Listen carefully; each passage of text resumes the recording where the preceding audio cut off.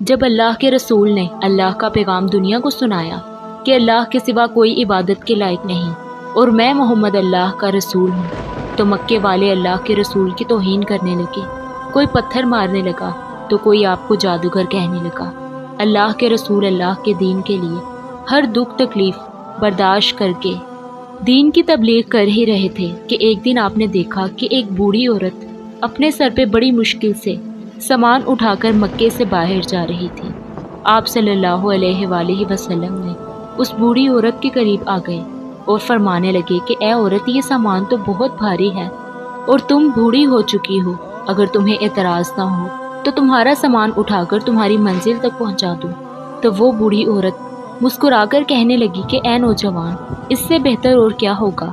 اللہ کے رسول اس بوڑھی عورت کا سامان اپنے کندھوں پہ لیے اس کے ساتھ چل ہی رہے تھے کہ اتنے وہ عورت کہنے لگی کہ اے نوجوان، میں تمہیں بھی کہوں گی کہ یہ شہر چھوڑ کر چلے جاؤ، کیونکہ یہاں کوئی جادوگر آ گیا ہے کہ جس کا نام محمد ہے۔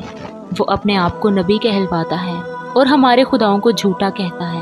اس کے لفظوں میں اتنا جادو ہے کہ جو اس کی بات سنتا ہے وہ اس پہ ایمان لے آتا ہے۔ اے شخص، میں نے پوری زندگی اپنے بتوں کی عبادت کی ہے۔ میں یہ نہیں چاہتی کہ اس زندگی کے آخری وقت میں اپنے خداؤں سے غافل ہو کر اس جادوگر کی باتوں میں آ جاؤں۔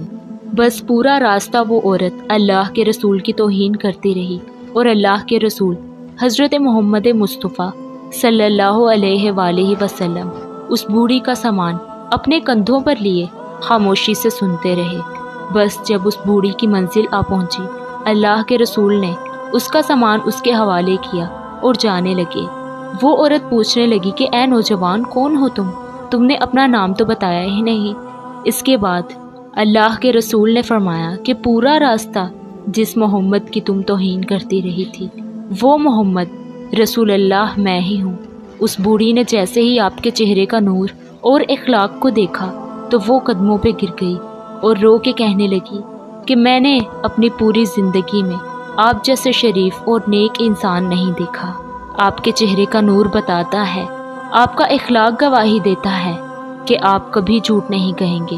اگر آپ فرما رہے ہیں کہ آپ اللہ کے رسول ہیں تو یقیناً یہ سچ ہوگا، مجھے معاف کیجیے گا۔ اور اسی وقت وہ عورت آپ کی نبوت کی گواہی دے کر کلمہ پڑھ کر مسلمان بن